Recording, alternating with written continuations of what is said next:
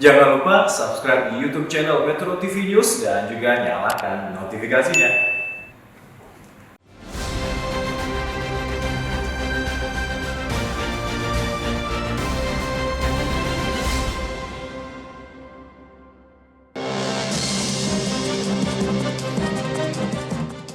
Pemirsa, banyak orang bermimpi menjadi crazy rich, bahkan kalau bisa dengan cara gampang dan instan. Fenomena crazy rich zaman now membawa dampak positif dan negatif di masyarakat. Positifnya membuat orang termotivasi jadi orang kaya juga. Negatifnya membuat orang ngebet kaya secara instan, gak mikir panjang. Ada juga yang jadi insecure dengan dirinya sendiri, membanding-bandingkan pencapaian dirinya dengan para crazy rich.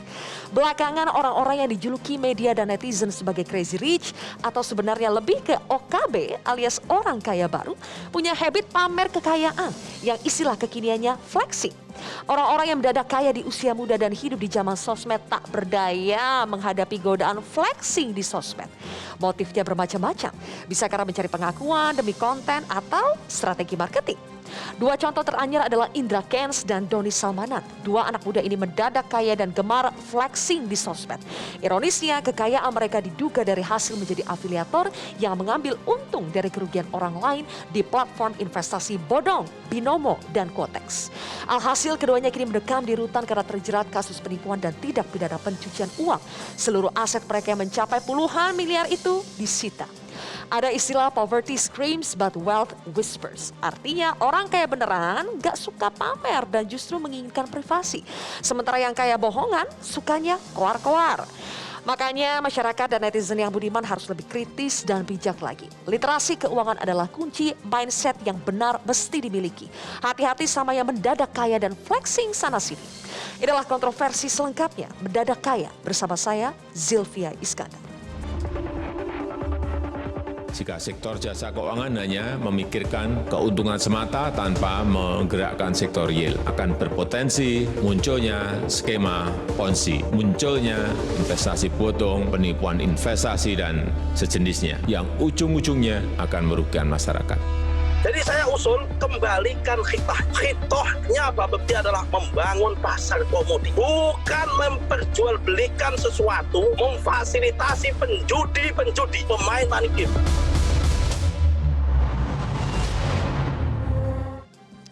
Pemirsa, bersama saya pada malam hari ini sudah hadir 4 orang narasumber. Yang pertama adalah pengusaha atau yang dikenal dengan julukan Crazy Rich Tanjung Priok. Ada Ahmad Saroni, berikutnya adalah pengusaha Rudi Salim, ada ekonom Bursa Efek Indonesia Poltak Hotra Dero, dan juga konsultan keuangan Roy Sakti.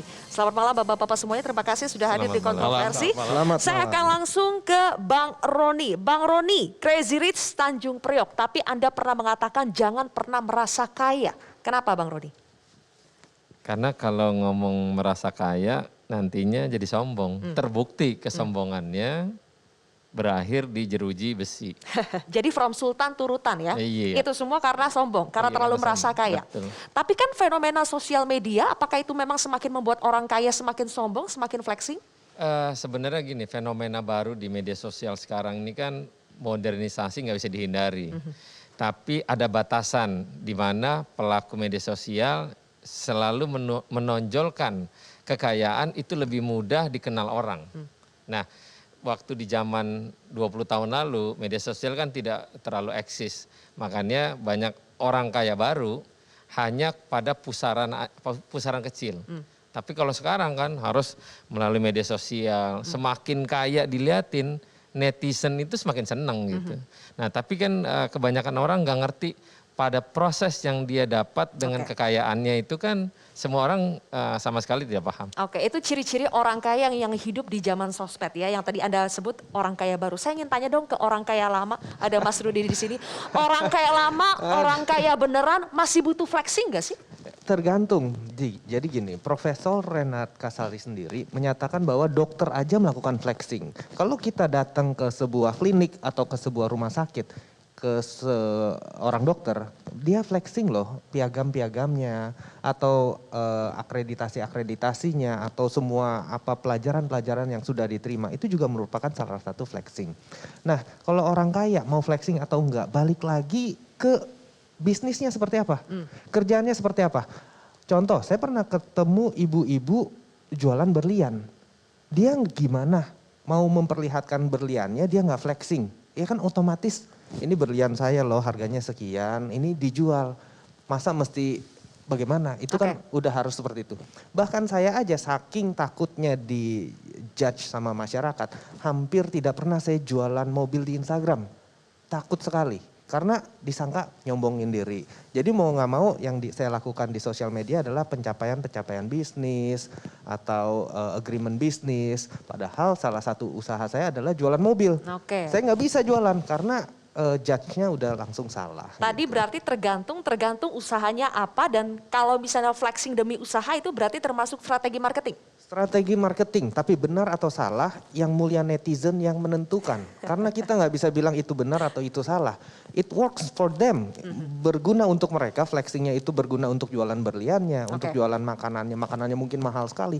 Atau bunga yang puluhan juta berhasil dijual dengan cara seperti itu kan sebenarnya nggak salah selama itu legal dan halal. Tidak merugikan orang lain ya. Betul. Mas Roy, sebetulnya kita mengenal istilah crazy rich, OKB, kemudian flexing itu kan bukan hal yang baru ya. Tapi kenapa sih semakin ke sini konotasinya atau fenomena ini menjadi semakin negatif daripada positif? Oke, jadi Crazy Rich apa itu kan sebenarnya dari film ya, Crazy Rich Asian. Nah kemudian berkembang. Nah yang bikin negatif itu kan sebenarnya cuma satu profesi yaitu afiliator binary option ya. Itu yang membuat titel Crazy Rich itu menjadi serem. Kok dendam amat Pak sama itu? Kenapa kayaknya dendam banget? Hah? Dendam banget. Ya nggak dendam lah, cuma kan begini, problemnya adalah para crazy rich abal-abal ya kan. Kalau yang di depan ini kan beneran nih ya kan. Yang ini beneran, saya juga beneran abal-abal ya. Pak. Nah, ini beneran. Ya Pak. pasti kita undang yang beneran lah, Iya nggak dong, mungkin yang iya. abal-abal. nggak, jadi para crazy rich abal-abal ini kan flexingnya itu tujuannya memang marketing. Truly is marketing ya kan. Dan it works ya kan. Tapi ternyata di balik itu semua ada ekosistem yang rusak. Karena mereka mendapatkan keuntungan dari kerugian orang lain, yaitu masyarakat. Nah, kita udah lihat ya kan, jadi kan, oh ternyata orang kaya itu kayak gitu loh. Jadi akhirnya kan banyak orang-orang yang di bawah situ kan, akhirnya kayak ada balas dendam, ada revenge. Makanya saya ngomong, ini kan fenomena sosial sama kayak ketika revolusi Perancis. Di mana bangsawan berflexing ria, masyarakat di bawah lagi tertekan nih. Tiap hari suruh ngeliatin terus tuh, apalagi sosial media. Apalagi sekarang kalau nggak flexing nggak viral. Kan media sosial kalau lu TikTok lu edukasi, yang lihat ya ilah paling cuman ratusan. Tapi begitu murah banget itu kan. Wah, million view. Ya memang ditunjang ekosistemnya seperti itu. Ekosistemnya seperti itu. Iya. Memang masyarakat kita juga semakin kesini semakin yang suka ngelihat yang flexing. Iya, karena begini, ketika seperti itu akan ada maki-maki. Ketika ada maki-maki akan ada interaksi. Nah itu dibaca algoritma sebagai sesuatu yang disuka. Oh, oke. Berarti kalau zaman now memang flexing itu bisa menjadi sebagai teknik marketing yang jitu ya. Karena memang semakin bukan kesini. zaman now, dari zaman dulu juga Dari seperti zaman itu. dulu memang sudah seperti Iya. itu. Oke, pertanyaannya kalau kita berbicara secara real nih, Pak Polta. Apakah betul kalau misalnya kita menjadi afiliator dengan jalan yang lurus, trading dengan jalan yang lurus, itu bisa kaya dalam waktu singkat, katakanlah di bawah 3 tahun? Enggak, Nggak bisa? enggak bisa. Karena kembali lagi, yang namanya investasi itu sama seperti nanam pohon. Nanam pohon kan mulai dari kecil, kemudian harus kita pupukin, kita kasih air, kemudian kita jaga, jangan sampai diganggu hama dan lainnya, nggak sampai ada tumbuhan lain yang lainnya. Sehingga butuh waktu, untuk punya sawit aja butuh waktu 5 tahun, sampai bisa dipanen. Jadi sama seperti itu, yang namanya investasi itu butuh waktu, dan kemudian butuh ketekunan sampai dengan investasi itu bisa membuahkan hasil. Jadi kalau bicara soal adu cepet-cepetan, ya kembali lagi waktunya cukup apa enggak. Kalau memang ternyata waktunya enggak cukup, boleh dikatakan sebenarnya yang dilakukan itu bukan investasi. Mungkin spekulasi atau mungkin nipu orang. Butuh Sederhana waktu, itu. butuh ketekunan. Tapi Betul. makin kesini, Mas Rudi, kalau kita lihat malahan orang-orang seperti butuh konten. Yang penting rajin bikin konten, seperti Indra Kents kan juga mendatangi Mas Rudi bikin konten bareng tuh. Iya, jadi memang itu adalah salah satu strategi marketing yang dilakukan. Tentunya memang yang dilakukan itu mungkin caranya nggak salah, tapi untuk keperluan yang salah. Yaitu untuk menjaring orang-orang masuk ke dalam aplikasi yang dia menjadi afiliatornya dan merangkul banyak orang untuk bermain di situ. Itu kan yang salah. Tapi coba kalau dia buka konten flexing ke saya, dia ngumpulin duit untuk charity ternyata. Untuk orang-orang yang kebutuhan khusus, itu kan nggak salah. Jadi caranya itu nggak salah flexingnya, tapi tujuannya itu yang salah. Menurut saya sih seperti itu. Oke, tujuannya yang salah. Tapi saya sempat dengar juga dari wawancara Mas Rudi, ciri-ciri nih yang orang kayanya masih abal-abal, bahkan ada juga yang kadang-kadang memalsukan kekayaannya. Masih minta diskon, kemudian pura-pura kaya, padahal cuma minjem doang, bukan milik aslinya. Benar ya Mas Rudi? Iya, kalau pinjem itu dunia tipu-tipu, dunia konten. Kalau kata Dan Roni itu dunia tipu-tipu. Itu banyak yang minjem-minjem mobil untuk konten, untuk tujuannya mungkin keartisannya jadi lebih meningkat dan sebagainya. Karena kan segala sesuatu yang seperti kata Pak Roy, segala sesuatu yang berhubungan dengan flexing dan kemewahan itu memang masyarakat suka entah kenapa. Tinggal bagaimana cara menyikapinya dan orang tersebut untuk kegunaannya untuk Tapi apa. Anda minjemin ya Mas Rudi? Jadi gini, itu adalah mutually beneficial offer gitu ya. Tentunya showroom saya menjadi terkenal karena hal tersebut. Bisa dibilang mungkin sekarang showroom saya paling terkenal. Iya kan? No publicity is bad publicity. Iya kan? Walaupun ada sentimen negatif, tapi untuk sementara masih bisa diperbaiki juga dan menurut saya itu masih on the right track. Kalau dari sisi saya, kalau dari sisi orang-orang yang menggunakan tukeran konten untuk hal tersebut, yaitu kebutuhannya masing-masing, balik lagi ke tadi. Oke, Bang Roni, Anda melihat pergeseran nggak sih beda dengan cara Anda dulu meraup pundi-pundi dari ojek payung jadi sopir? Kalau sekarang tuh anak muda kecenderungannya lebih yang instan. Kalau gue bisa kaya dari trader dengan cepat, gaya-gayaan dengan aplikasi dengan cepat, kenapa harus yang bersusah-susah? Apakah Bang Roni melihat ada pergeseran mindset dari anak-anak muda yang pengen kaya dengan cara instan, tidak mau berdarah-darah? Sebenarnya semua manusia pada haknya sama, ingin juga memiliki kekayaan. Melihat orang kaya, pengen kaya, pasti juga semua orang pengen sama. Tapi ada fenomena yang saat ini yang dilakukan dengan cara membrainwash anak muda, melakukan hal masalah afiliator tadi.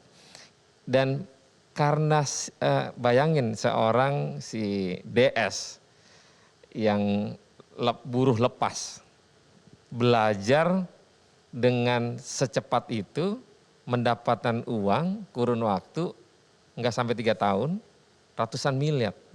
Kebayang. Dan dia cara untuk memflexing, membagi-bagikan uang di jalan, itu menurut saya waktu itu agak aneh. Ini orang kenapa ya, kok bagi duit, kita aja nih yang punya duit, nggak berani bagi-bagi duit sebegitu. Yang punya duit nggak berani. Yang punya duit nggak berani untuk melakukan hal begitu. Nyarinya susah ya Bang ya? Segampangnya gitu. Nah ini adalah fenomena anak muda yang merusak anak bangsa ke depan sebenarnya. Tapi dengan kejadian ini, polisi juga penegak hukum tidak boleh berhenti. Masih banyak sebenarnya para pelaku-pelaku yang belum ditangkap. Oke, sebelum kita masuk lebih jauh soal ke penegakan hukumnya ya, saya ingin banyak lagi tanya ke Pak Polta. Sebetulnya pandemi ini kan kurang lebih dalam kurun waktu 2 tahun, ini ada hikmahnya juga. Makin banyak anak-anak muda yang lebih melek investasi, jadi trader, belajar saham, ada juga yang jadi financial consultant dan sebagainya. Itu sisi positifnya. Sisi negatifnya, yang Anda lihat dari 2 tahun ini ketika literasi keuangan itu semakin berkembang, apa sih yang salah? Apakah karena literasinya belum lengkap, belajarnya dari orang yang salah atau bagaimana? Gabungan semuanya. Ini kompleksitas global. Jadi kalau dikatakan apakah ini cuma terjadi di Indonesia? Enggak. Amerika juga mengalami seperti itu. Robinhood trader itu tiba-tiba berkembang dengan sangat cepat dan sangat banyak. Kemudian juga orang pakai Wall Street Bets di Reddit forum misalnya. Jadi banyak sekali dan itu memang fenomena yang dipicu oleh pandemi. Dimana pertama orang nggak kemana-mana. Kemudian kalau dalam kasus Amerika mereka dapat santunan ya, bantuan langsung tunai yang ternyata banyak dipakai buat trading. Dan kemudian tingkat bunga sangat rendah. Di sisi lain, pengeluaran nih biasanya buat jalan-jalan nggak ada, pergi konser nggak ada, sosialisasi nggak ada. Kenapa? Karena semuanya ditutup kan. Akhirnya uang ini diputar mulama cuma sedikit orang. Tetapi ketika itu harganya jadi naik, maka harga itu menjadi informasi bagi banyak orang, jadi sinyal bagi orang, oh ini kayaknya bisa cepat nih ikutlah rame-rame. Nah itu yang terjadi dan kembali lagi pandemi memang memicu itu. Jadi mungkin sedikit saya nanggapi ya, kalau kenapa jadi pandemi menjadi unik sekali, karena pada dasarnya sosial media kalau kita tanya, kenapa fenomenanya? Karena yang ada dalam sosial media itu adalah peer pressure. Jadi tekanan. Jadi saya mengutip kata-kata Warren Buffett ya, jadi apa sih yang menyebabkan bubble? Warren Buffett sederhana, itu fenomena sosial kok. Ketika orang ngerasa bahwa ada orang yang lebih bodoh, lebih males dari saya, tapi bisa lebih cepat kaya. Ya. Itu akan mendorong orang untuk, apa sih lebihnya dia? Ya ikut rame-rame. Dan itu yang mendorong jadinya terjadi, ya boleh katakan bubble di beberapa kelas aset. Dan itu yang kemudian ketika bubble itu kempes, ya orang yang nggak waspada ya wiped out. Nah itu baru bubble sendiri, belum bicara soal penipuan yang lainnya. Tetapi itu yang terjadi selama pandemi dari awal pandemi dengan sampai sekarang ini. Dan ketika sekarang misalnya Federal Reserve mulai, akan akan mengetatkan keuangan, ini mulai kelihatan. Mana yang tiba-tiba jadi kempesnya tiba-tiba, misalnya contoh saham Netflix bisa turun 20% dalam 1 hari. Nah itu terjadi dan itu berarti bukti, fact evidence bahwa memang terjadi bubble dan itu yang saat ini berusaha untuk diluruskan oleh otoritas moneter. Oke, ada bubble, ada istilah afiliator, kemudian juga bagaimana kita mengetahui lebih jauh binary option itu apa. Sebetulnya celah untuk menipu masyarakatnya itu di mana? Kita akan bahas lebih jauh nanti, Mas Roy bisa jawab itu, tapi kita harus jeda terlebih dahulu, pemirsa. Kontroversi akan kembali sesaat lagi.